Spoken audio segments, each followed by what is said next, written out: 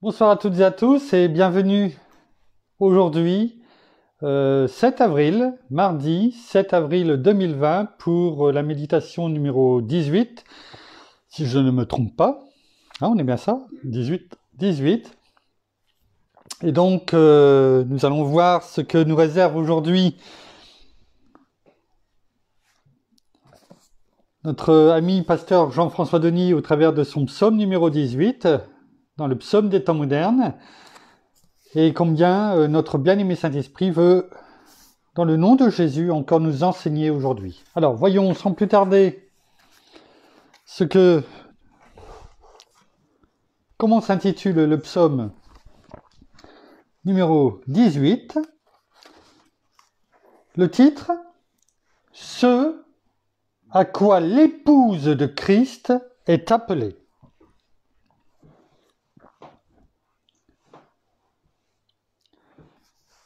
L'Église est appelée à briller. L'Église est appelée à proclamer. L'Église est appelée à aimer. L'Église est appelée à se relever. Mon cœur est attristé par cette triste réalité auquel nous sommes actuellement exposés, c'est-à-dire ce manque flagrant d'unité. Nous sommes tous engagés à prendre les armes et à lutter, afin que l'Église puisse à nouveau se lever, briller, proclamer et rayonner, après avoir été entre nous durant trop d'années divisées. L'Église doit se bâtir avec détermination. L'Église doit se bâtir avec renonciation. L'Église doit se bâtir avec résiliation. L'Église doit se bâtir avec humiliation. L'Église doit se bâtir dans une collaboration.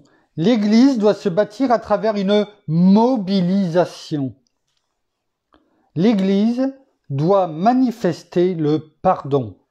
L'Église doit être capable de bâtir des ponts. L'Église doit se bâtir par un cœur rempli de compassion. L'Église doit se bâtir dans l'intercession. L'Église doit se bâtir à l'extérieur de la nation. L'Église doit se bâtir par des cœurs voués et engagés à sa vocation. L'Église est beaucoup plus qu'une maison. L'Église, c'est vous et moi répondant à l'appel de notre mission. L'Église, c'est nous tous, travaillant conjointement à cette grande commission. L'Église est donc maintenant appelée à cette restauration afin de briller à nouveau dans notre nation. L'Église, c'est vous. L'Église, c'est nous. L'Église, c'est toi. L'Église, c'est moi. Alors, élevons nos voix et montrons la voie afin que l'Église retrouve sa joie et qu'à nouveau elle brille pour le Roi des rois. Amen, amen et amen. Merci Seigneur, merci Père, merci, merci bien-aimé Saint-Esprit pour ce très beau poème, Oint par toi, bien-aimé Saint-Esprit, au travers de notre ami pasteur Jean-François. Alors, comme le dit la fin du psaume numéro 18, l'Église c'est vous, l'Église c'est nous, l'Église c'est toi, l'Église c'est moi. Oui, au travers de tout ce psaume, nous avons pu voir que Pasteur Jean-François parlait de l'Église, avec tout ce qu'il devait normalement en découler. Et il est important de se rappeler que l'Église, c'est chacun d'entre nous. Alors, nous allons y revenir. Et la référence qui nous est laissée par Pasteur Jean-François est Matthieu 5, au verset 16. Alors, comme vous avez compris, j'essaye de ne pas regarder les autres psaumes à venir pour pas que je sois amené à avoir la vision des choses dans la méditation qui soit détournée. Alors, hier, quand nous avons étudié le psaume numéro 17 et que nous avons choisi de partir dans les différentes voies qui nous étaient offertes en méditation sur les œuvres bonnes, celles qui venaient de Dieu pour nous. Et je n'étais pas parti sur... Enfin, on avait vu Éphésiens 2.10 et on était parti ensuite sur Matthieu 5.16. Et justement, c'est Matthieu 5.16 qui nous est mis en référence ce soir. Alors, nous allons le relire, mais nous n'allons pas repartir sur ce sujet qui était celui que nous avons abordé hier. Mais c'est bien, parce que c'est là que l'on voit qu'il n'y a pas de hasard et que nous sommes vraiment en concordance avec notre bien-aimé Saint-Esprit, même si ce poème a peut-être été inscrit, je ne sais pas, il n'y a pas de date, peut-être il y a 5 ans. Ce n'est pas grave, il n'y a pas de temps ni d'espace pour notre bien-aimé Saint-Esprit dans le nom de Jésus. Alors, cela m'en fortifie, cela m'encourage, et au travers de Matthieu 5.16, nous allons voir quelle orientation nous allons voir aujourd'hui. Mais avant toute chose, rappelons-nous ce que la parole nous dit dans 1 Corinthiens 3, versets 16 et 17, qui fait écho à ce que vient de dire, enfin, et ce que nous venons de répéter, que l'Église, c'était chacun d'entre nous. En effet, 1 Corinthiens 3, 16, 17 nous dit, ne savez-vous pas que ne savez-vous pas que l'Esprit de Dieu habite en vous? Enfin, ne savez-vous pas que vous êtes l'Esprit de Dieu et que l'Esprit de Dieu, que vous êtes le temple de Dieu, excusez-moi, et que l'Esprit de Dieu habite en vous? Si quelqu'un détruit le temple de Dieu, Dieu le détruira, car le temple de Dieu est saint et c'est ce que vous êtes. Alors, la parole est claire, elle nous dit que nous sommes saints, parce que nous sommes le temple de Dieu, et que l'Esprit de Dieu habite en nous, au milieu de son temple, que nous sommes. Ce que nous a rappelé Pasteur Jean-François à la fin de son psaume. Alors, regardons ce que nous dit Matthieu 5.16 et voyons comment nous allons partir aujourd'hui. Alors, Matthieu 5.16 nous dit, pour rappel, parce que nous l'avons vu hier,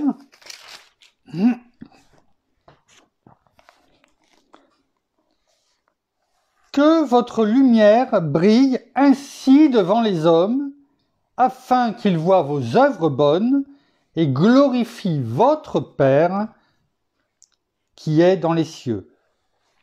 C'était la parabole du fait que nous sommes la lumière du monde et le sel de la terre. Donc on ne va pas revenir dessus, mais au travers de ce simple verset, que votre lumière brille devant les hommes, afin qu'ils voient vos œuvres bonnes et glorifient votre Père qui est dans les cieux.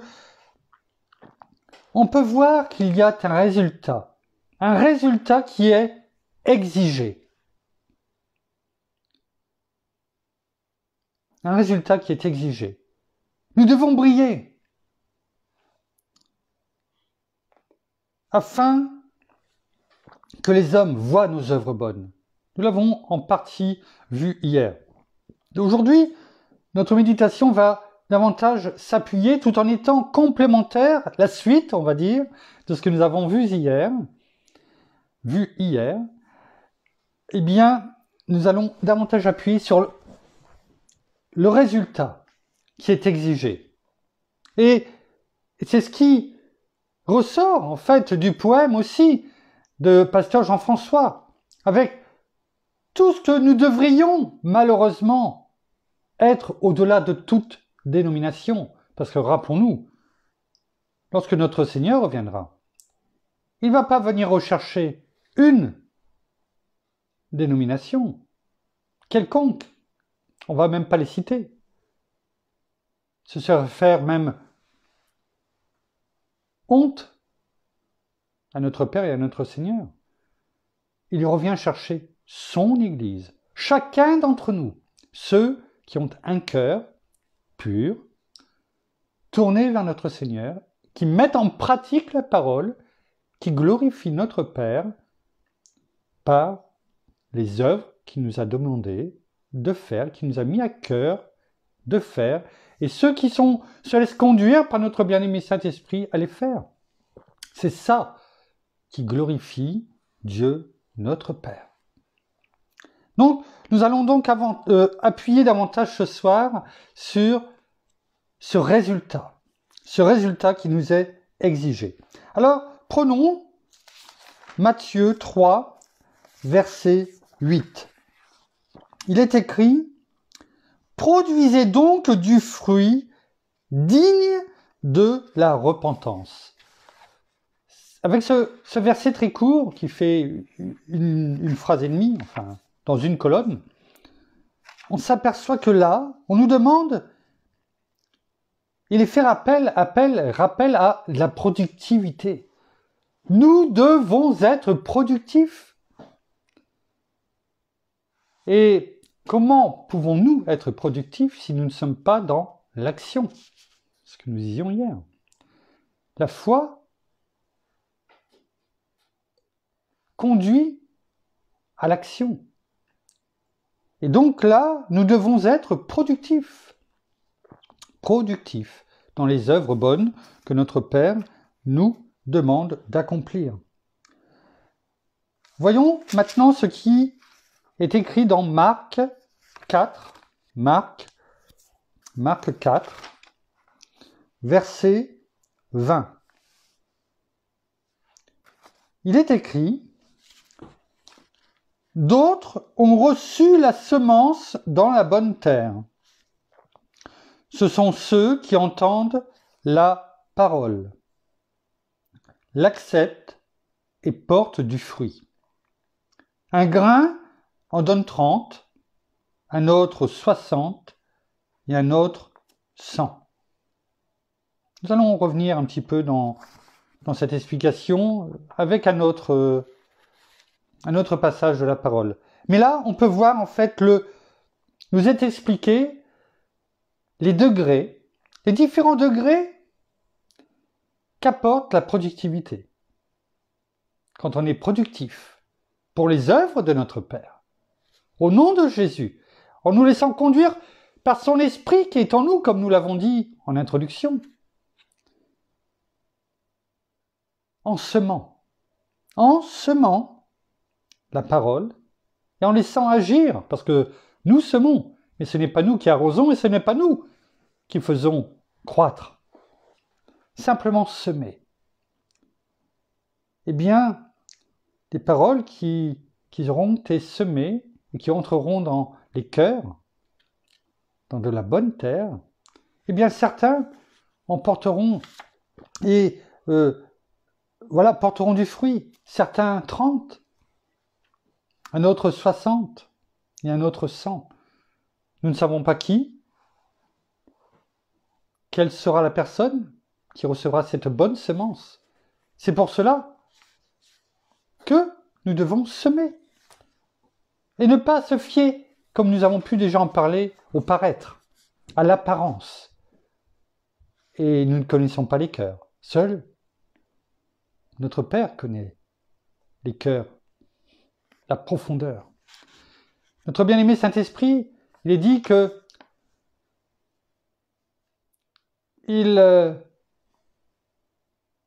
comment dirais-je, je cherche le mot, Il voit le cœur de Dieu. Il voit le cœur de Dieu. Il plonge, il scrute jusqu'aux profondeurs du cœur de Dieu. Alors, à combien plus forte raison il peut scruter nos cœurs au-delà de ce que nous pouvons ne serait-ce qu'imaginer ou penser. Alors, nous n'avons pas le droit de dire « Tiens, celle-ci, ah non, je ne vais pas lui en parler de notre Seigneur, je ne vais pas lui parler de notre Père, je ne vais pas faire cette œuvre qu'il me demandait de faire. » Peut-être que notre bien-aimé Saint-Esprit lui demande d'aller lui dire. Cette personne, on ne voudra pas y aller pour différentes raisons. Ce n'est pas à nous. Non, pas à nous.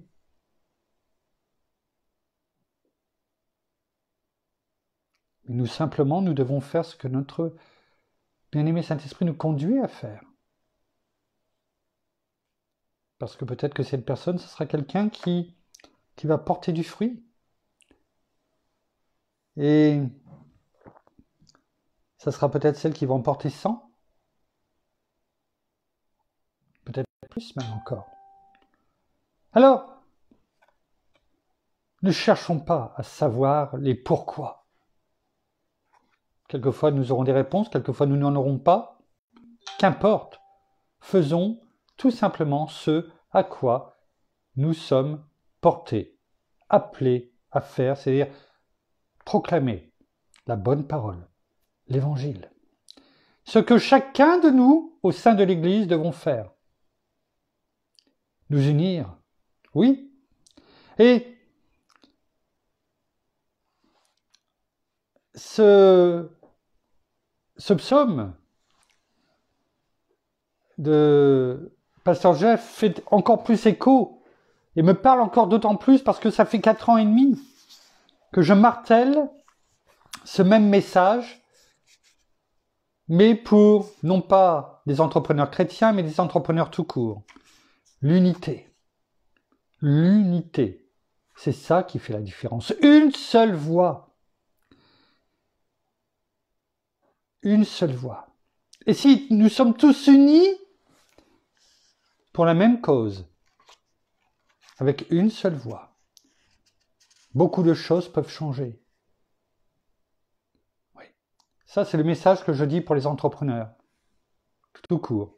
Et c'est ce que je suis appelé depuis hier, et je ne savais pas ce que le message et le psaume d'aujourd'hui, ce que j'ai créé hier. Pasteur Jean-François le sait, il a eu l'honneur, en tout cas en ce qui me concerne, j'ai eu l'honneur de pouvoir le mettre dans le groupe, enfin la page créée pour les entrepreneurs chrétiens passionnés, afin qu'on puisse demain regrouper un maximum d'entrepreneurs chrétiens et les mettre en avant, quelle que soit leur dénomination. Et ça m'encourage et ça me fortifie, parce que cela me parle. Et oui, nous devons tous être unis, nous unir, pour être devant, pour être le sel de la terre, pour être cette lumière du monde, y compris dans l'Église, y compris pour chacun d'entre nous, en tant qu'enfants de Dieu, y compris pour les entrepreneurs chrétiens demain. Et quand je dis demain, c'est aujourd'hui. Alors cela me fortifie, me parle d'autant plus parce que ce qu'a écrit Pasteur Jean-François, je ne sais pas quand, en tout cas, ce n'est pas un hasard, comme j'ai pu le dire hier déjà. Et on pourrait, je pense, le dire chaque jour. Voyons maintenant ce qui est écrit dans Luc 13 au verset 9. Luc 13 au verset 9. Il est écrit « Peut-être, à l'avenir, produira-t-il du fruit, sinon tu le couperas. » Peut-être à l'avenir produira-t-il du fruit, sinon tu le couperas. Là, on parle de la parabole du figuier stérile. On a pu déjà en parler il y a bien des mois, peut-être 8, 9 mois. On a fait un GDM, si je ne me trompe pas, sur le figuier stérile. On peut reprendre quand même 2 versets précédemment. C'est notre Seigneur Jésus qui parle de ce figuier et il dit « Un homme avait un figuier planté dans sa vigne. Il vint y chercher du fruit, il n'en trouva pas. Alors il dit au vigneron « Voilà 3 ans que je viens chercher du fruit à ce figuier, et je n'en trouve pas. Coupe-le! Pourquoi occupera-t-il la terre inutilement ?» Le vigneron lui répondit « Maître, laisse-le encore cette année. D'ici là, je creuserai tout autour et j'y mettrai du fumier. Peut-être, à l'avenir, produira-t-il du fruit, sinon tu le couperas. » On ne va pas partir sur la méditation, on aura peut-être l'occasion de le faire, mais réfléchissez, reprenez. C'est Marc 13, versets 6 à 9. Je vous encourage à aller le voir, à le relire et à le méditer. On aura l'occasion d'en reparler. On va avancer par rapport à ce sujet. Comme quoi il est important que nous ayons ce résultat qui est exigé. Parce que l'arbre, le figuier, il n'avait pas de fruits. Et notre Seigneur a dit, coupe-le. Donc il est important que nous ayons un résultat. C'est ce que nous demande notre Père, au nom de notre Seigneur Jésus, que nous ayons du résultat. Car il est dit, si l'arbre ne porte pas de fruits, coupe-le. Luc 19, verset 23. Il est écrit « Pourquoi donc n'as-tu pas placé mon argent dans une banque et à mon retour, je l'aurais retiré avec un intérêt ?» C'est le verset donc qui fait partie de la parabole des mines. Et nous allons lire ce qui est dit dans la même parabole, mais plutôt dans Matthieu 25, au verset 14 à 30, et nous allons la lire dans la version en français courant. Ça sera plus parlant que... plus parlant, la parole de toute façon nous parle en tout instant, mais pour chacun d'entre nous, là c'était la parabole des mines, et là nous allons la voir en français courant. Matthieu 25, versets 14 à 30. Il est écrit « Il en sera comme d'un homme qui allait partir en voyage. Il appela ses serviteurs et leur confia ses biens. Il remit à l'un 500 pièces d'or, à un autre 200, à un troisième 100. À chacun selon ses capacités. Puis il partit. Le serviteur qui avait reçu les 500 pièces d'or s'en alla aussitôt faire du commerce avec cet argent et gagna 500 autres pièces d'or. Celui qui avait reçu 200 pièces agit de même et gagna 200 autres pièces, mais celui qui avait reçu 100 pièces s'en alla creuser un trou dans la terre et y cacha l'argent de son maître. Longtemps après, le maître de ses serviteurs revint et se mit à régler ses comptes avec eux. Celui qui avait reçu 500 pièces d'or s'approcha et présenta les 500 autres pièces en disant « Maître, tu m'avais remis 500 pièces d'or, j'en ai gagné 500 autres, les voici. » Son maître lui dit « C'est bien, bon et fidèle serviteur. Tu as été fidèle dans des choses qui ont peu de valeur. Je te confierai donc celles qui ont beaucoup de valeur. Viens te réjouir avec moi. » Le serviteur qui avait reçu les 200 pièces s'approcha ensuite et dit « Maître, tu m'avais remis 200 pièces d'or. J'en ai gagné 200 autres, les voici. » Son maître lui dit « C'est bien, bon et fidèle serviteur. Tu as été fidèle dans des choses qui ont peu de valeur. Viens te réjouir avec moi Enfin, le serviteur qui avait reçu les 100 pièces s'approcha et dit, « Maître, je te connaissais comme un homme dur. Tu moissonnes où tu n'as pas semé. Tu récoltes où tu n'as pas semé. J'ai eu peur. Pardon, où tu n'as rien planté. J'ai eu peur et je suis allé cacher ton argent dans la terre. Eh bien, voici ce qui t'appartient. » Son maître lui répondit, « Mauvais serviteur, paresseux, tu savais que je moissonne où je n'ai pas semé, que je récolte où je n'ai pas planté. Eh bien, tu aurais dû placer mon argent à la banque et à mon retour, j'aurais retiré mon bien avec les intérêts. Enlevez-lui donc les 100 pièces d'or et remettez-les à celui qui en a 1000. Vous savez, le premier, les 500 plus les 500. Car quiconque a quelque chose recevra davantage et il sera dans l'abondance. Mais à celui qui n'a rien, on enlèvera même le peu qui pourrait lui rester. Quant à ce serviteur, bon à rien, jetez-le dehors, dans le noir, là où l'on pleure et grince des dents. J'ai voulu vous le lire en français courant parce que c'est encore plus parlant que la version que j'ai, la version Colombe. Et quand je disais en introduction que nous allons baser notre méditation sur le résultat qui était, eh bien, j'employais ces termes. Lorsque l'on vient à Christ, on a le pardon de nos péchés. On a ce salut. Ce salut. Et c'est beau. Mais il y a aussi des devoirs qui nous sont demandés. On les a vus hier, ces œuvres bonnes.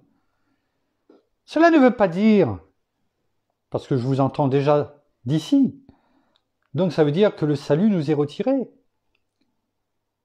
Rappelez-vous ce que je vous ai déjà dit lorsque nous avions terminé le Notre Père.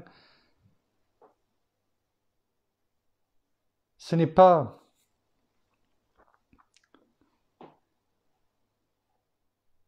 comment dirais-je, Saül, ce n'est pas Dieu qui s'est retiré de lui, c'est Saül qui s'est retiré de Dieu.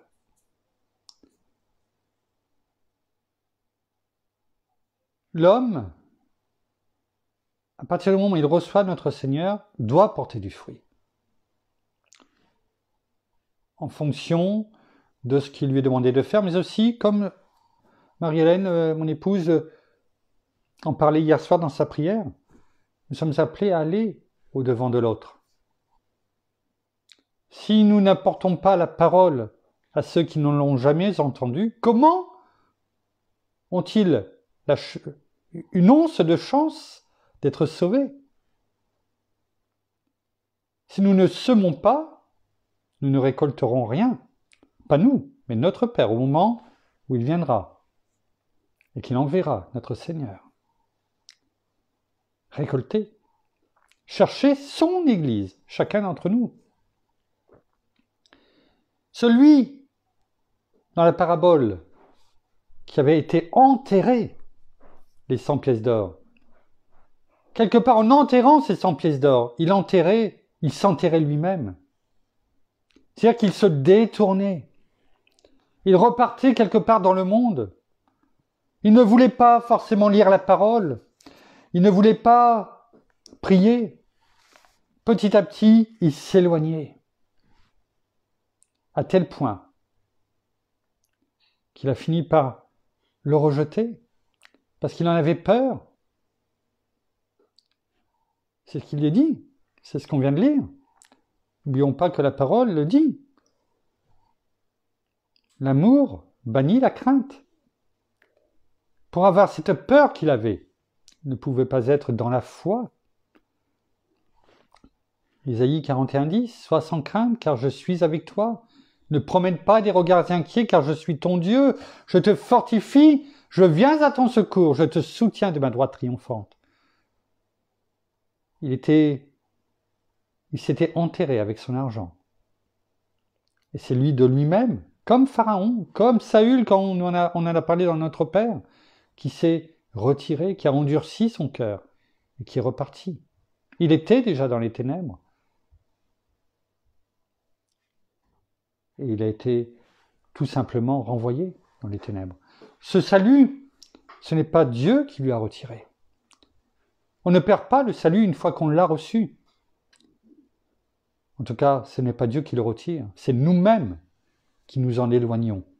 Et parce qu'il ne voulait pas travailler pour l'œuvre qui lui avait été. Donc il y avait un résultat qui était exigé. Il n'en a eu aucun. Il n'a même pas mis l'argent à la banque simplement pour avoir des intérêts. Il n'a rien fait. Absolument rien.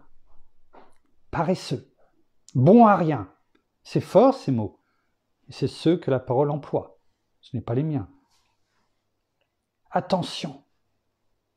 Veillez et priez, la parole dit. À ce que notre cœur soit toujours tourné vers l'essentiel. Jean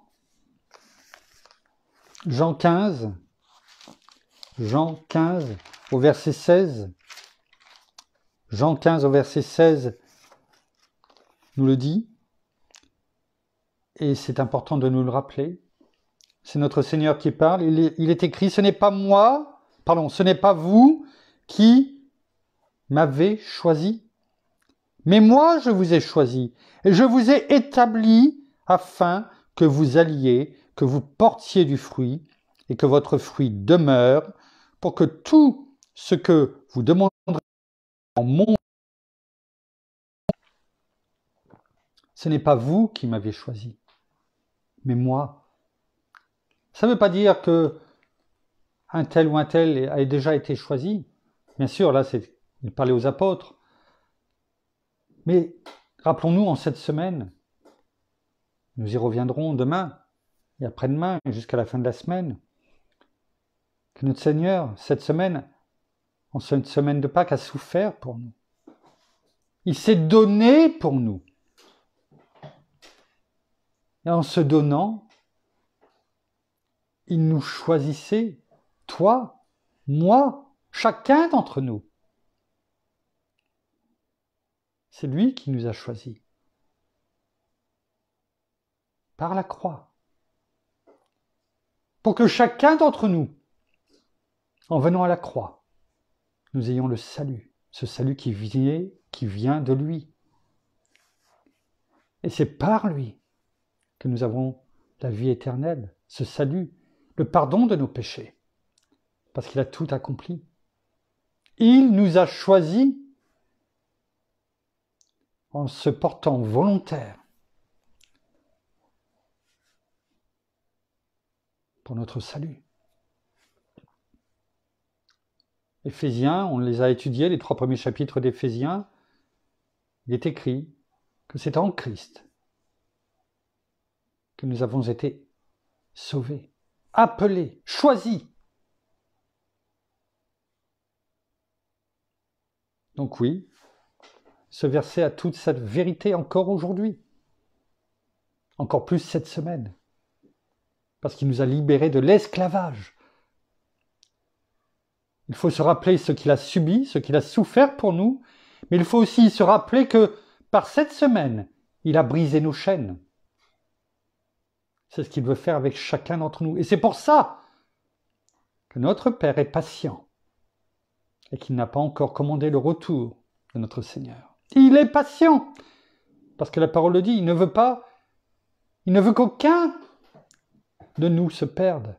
Pourtant, combien, y compris chrétiens, refusent l'union, l'unité, refusent de briller et finissent par être ce sel qui est jeté à terre pour être foulé. Si cela n'était pas, la parabole n'existerait pas. Alors, rappelons-nous ce que nous avons vu hier, dans Matthieu 15, 8. Il est dit « Mon Père est glorifié en ceci, que vous avez beaucoup de fruits, et vous serez mes disciples. » Si nous portons beaucoup de fruits, non seulement nous glorifions notre Père, et nous sommes les disciples de Christ. Enfin, en conclusion, terminons par Matthieu, chapitre 7. Matthieu, chapitre 7, versets 19 à 21. Il est écrit « Tout arbre qui ne produit pas de bons fruits est coupé et jeté au feu. C'est donc à leurs fruits que vous les reconnaîtrez.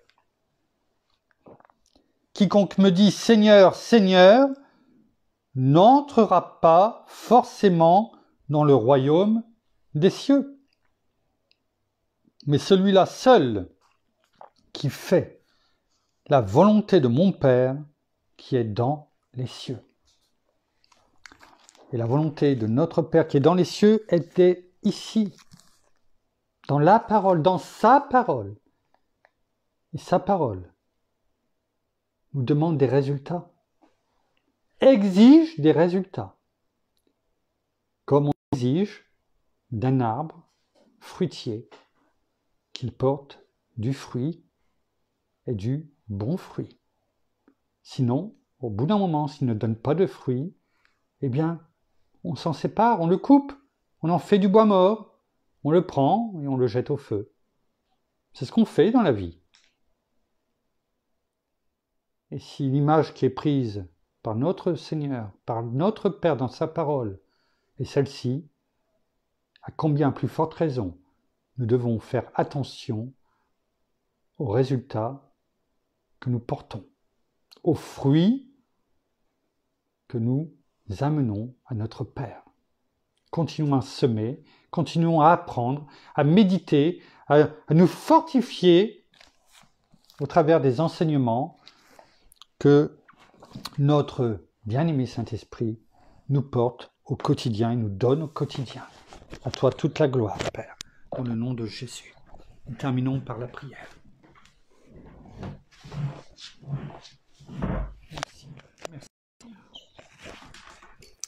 Merci encore, Seigneur Jésus, pour ce moment de partage, ce moment de parole, où nous pouvons à chaque moment, à chaque soir, nous rapprocher de toi. Merci d'enlever tout voile de nos yeux, d'ouvrir nos oreilles et de nous montrer ce que tu veux de nous. Alors là, nous l'avons bien compris, c'est que nous portions du fruit. Alors oui, portons du fruit. Sachons aller les uns vers les autres.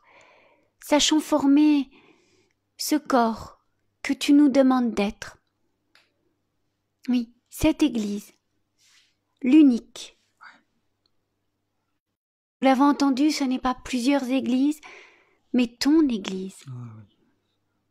Et ce sont nous, tous tes enfants, qui devons former ce corps, tous ensemble. Oui, car en fait nous nous battons tous contre le même ennemi. Alors soyons unis dans la foi, soyons unis dans le combat.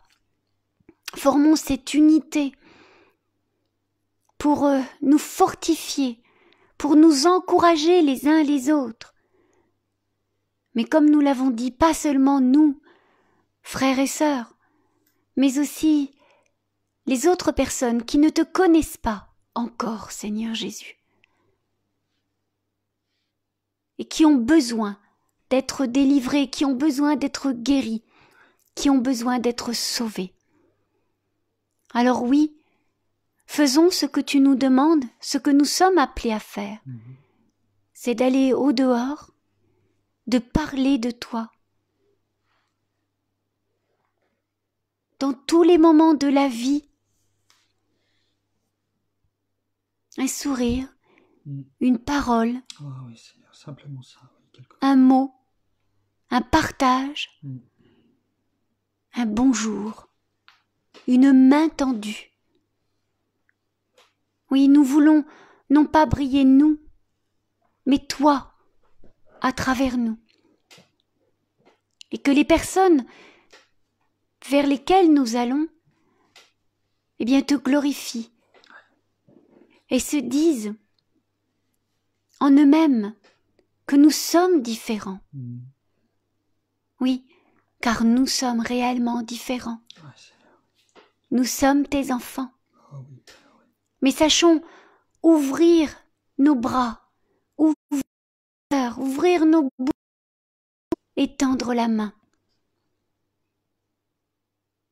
Parler de toi, tout simplement.